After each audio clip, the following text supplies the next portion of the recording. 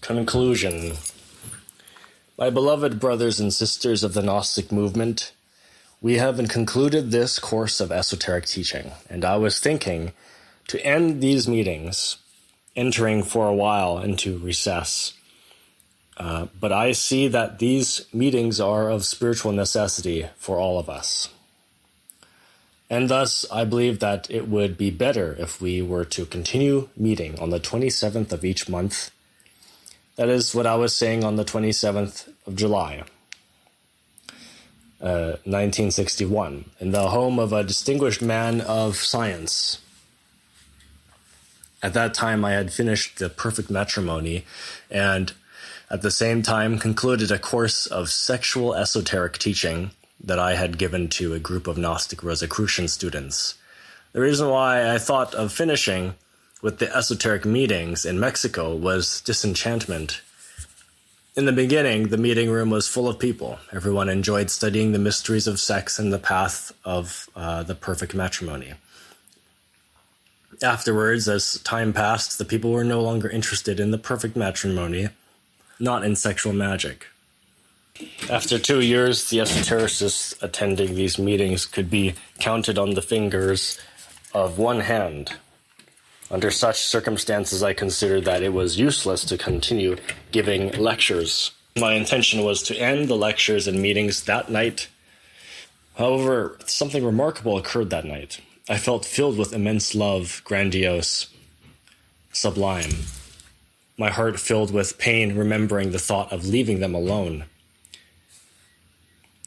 It was then I resolved to not to terminate the meetings and to continue on with the few.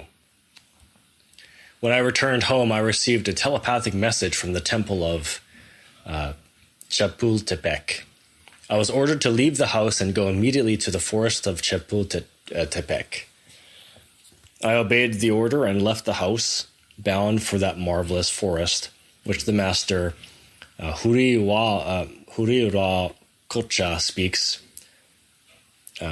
Huiracocha speaks of in his novel, The Rosy Cross.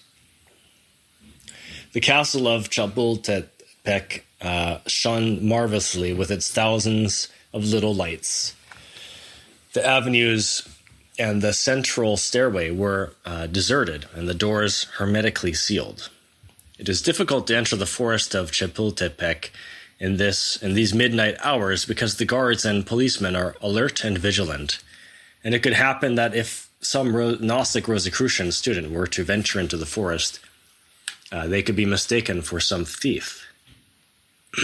The zeal of the guards is great because the castle of Chapultepec, there are immense riches, or contains immense riches.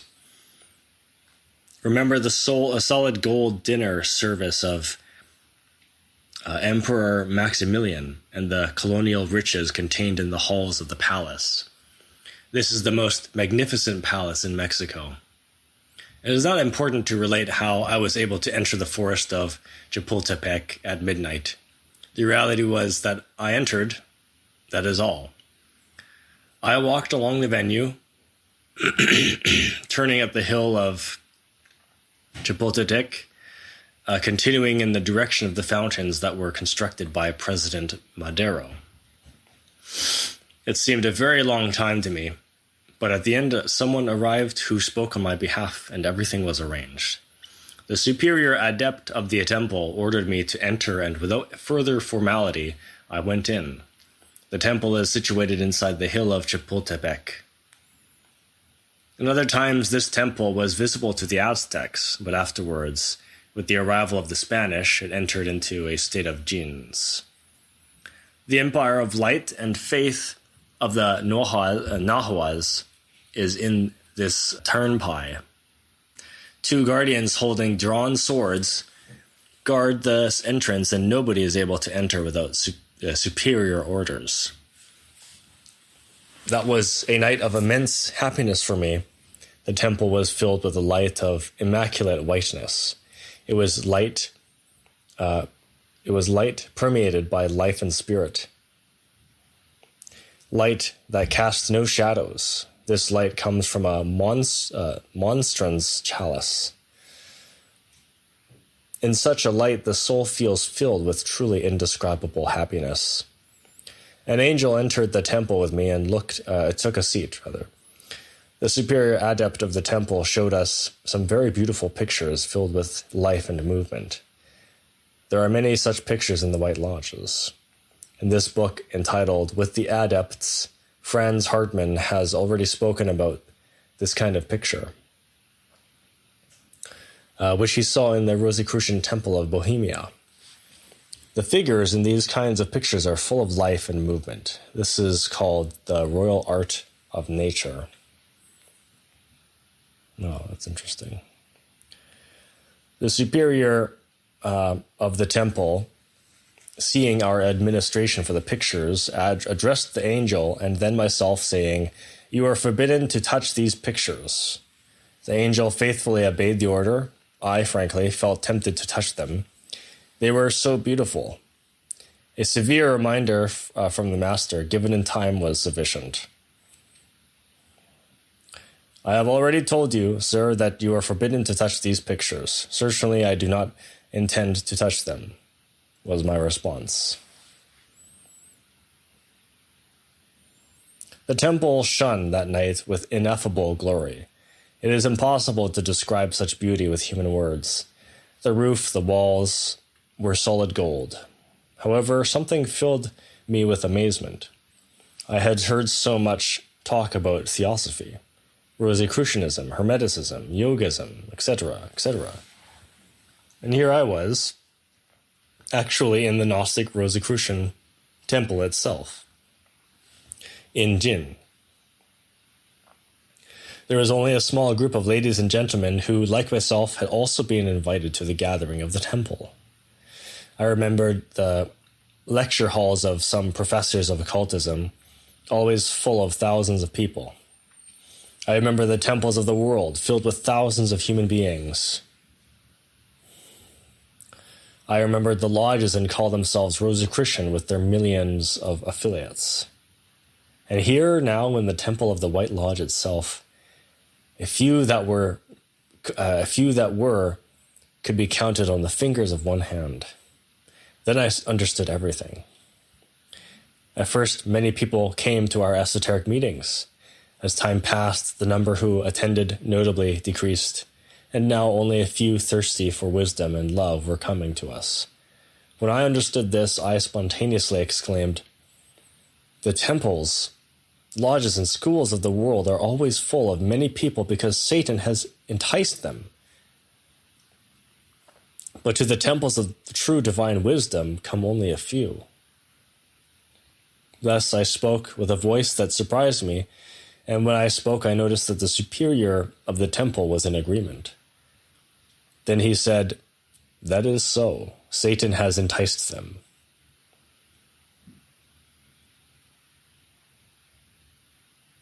Immediately after having confirmed my words, the master ordered the angel to go up to the choir of musicians and singers to sing.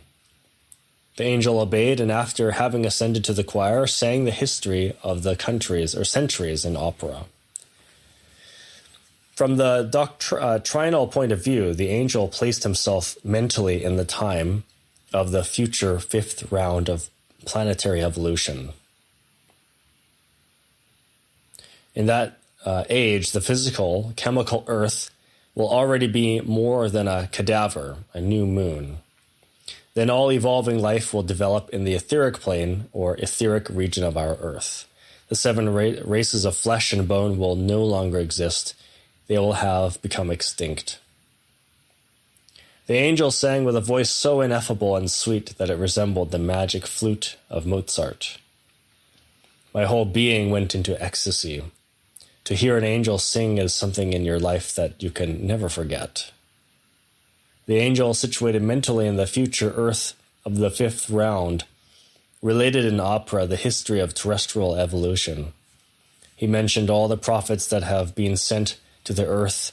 He narrated with a melodious voice the history of the seven races of the world, the apocalypse of the present fifth race, the continents that existed in the past and their general destruction, the great cataclysms of the earth, the great wars, the superhuman efforts that had been made by the great avatars to save humanity, the crucifixion of the martyr of Golgotha, etc., etc.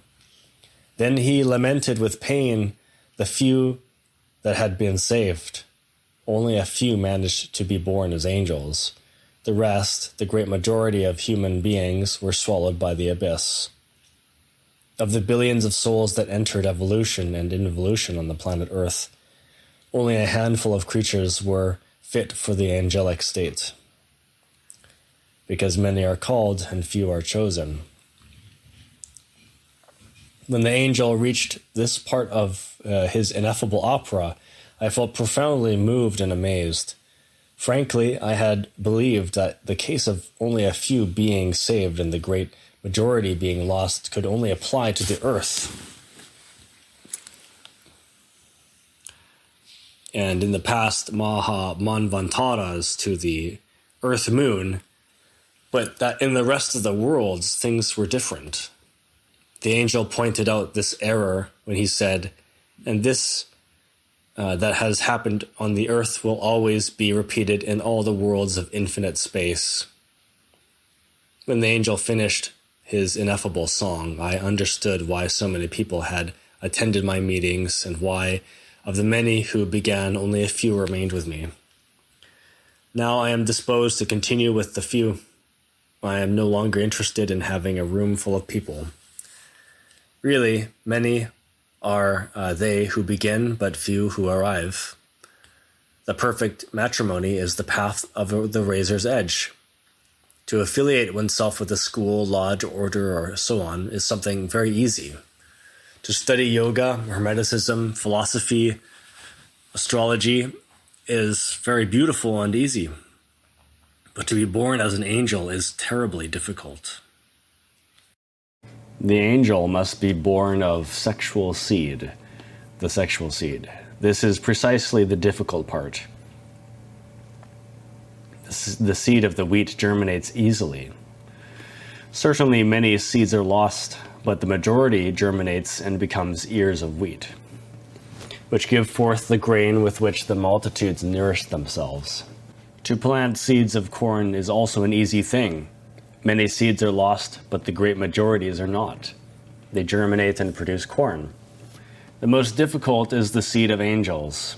This seed is carried by man in his sexual glands, and very rarely does it germinate. We have concluded this book affirming absolutely that only the perfect matrimony can we achieve, or rather with the perfect matrimony can we achieve the germination of this seed and give birth to the fruit. This fruit is the angel. Here is the problem, the difficult thing. It so happens that people think that belonging to this or that faith, such and such a religion, one or another sect, they are already saved. Naturally, this is false. A seed never germinates because of what a man believes or stops believing. An insect is never born because of what a human being thinks or stops thinking. A man is never born from the parchment of theory. The matter is sexual, and in this, the angel is no exception. The members of all religions, schools, sects, and beliefs say, because many are called, but few are chosen. All the world repeats it and presumes, as is normal, that they are the chosen ones. Nobody considers himself or herself lost. They believe that with their belief, theory, study, etc., they are already saved. A false and absurd thing, because the problem of being born cannot be the result of beliefs, theories, or concepts. The reality is different. To be born is a totally sexual problem. In the esoteric heart of the great religions, sexual magic is taught. Unfortunately, people do not investigate it, do not inquire. That is the problem. People do not like sexual magic because it means the sacrifice of oneself, of one's animal passions, Rare is he or she who can be truly steadfast in sexual magic. Many begin with curiosity, but after a few days they can no longer tolerate it, and then they give themselves over to fornication. These are the weak who afterwards go about saying that sexual magic is harmful. These are the degenerated seeds that do not germinate. Sex is the path that leads human beings to the final liberation. If someone thinks that some different path may exist for self-realization, clearly he or she is totally mistaken. This is the law of all the continents, worlds, and spaces. We will talk now a little bit about Selene. Certainly today the moon is a cadaver. However, before it died, it was a world that had very beautiful seas and luxuriant vegetation, all kinds of people, and so on. Unfortunately, the lunar multitudes became demons. Only a small handful of human creatures achieved practical adepthood. On our planet Earth, the result will be the same.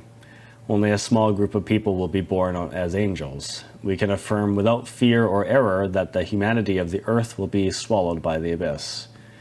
The Theosophists are mistaken when they affirm that all human beings will reach liberation. This concept is not accepted by the White Lodge because it is false. Those who think that by believing in something or another they will be saved are mistaken. This concept is false. Those who believe that with the bellows system of pranayama and philosophy they can be saved are mistaken. Nobody can save themselves without being born, and nobody can be born without sex. I have concluded this book with immense sorrow for humanity. It is lamentable that the abyss should swallow so many people. I write with pain because I know that humanity does not accept the perfect matrimony.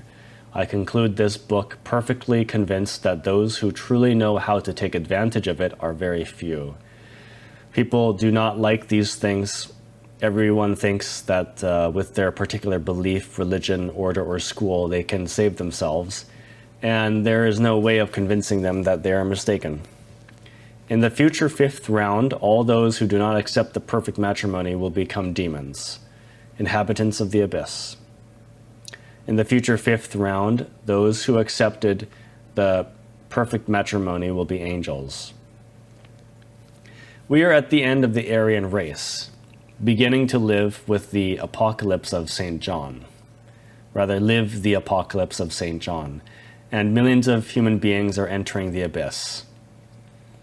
These poor people enter the abyss convinced that they are doing very well. They believe that they are already the chosen ones and that their beliefs have saved them. That is what they believe, and there is no way to prove the contrary to them. Thus they submerge into the abyss where, after many millions of years, they disintegrate slowly, becoming cosmic dust. That is the second death. We conclude this book by saying only he or she who becomes an angel is saved. The angel must be born within our very selves. To be born is an absolutely sexual problem, and the only path is that of the perfect matrimony.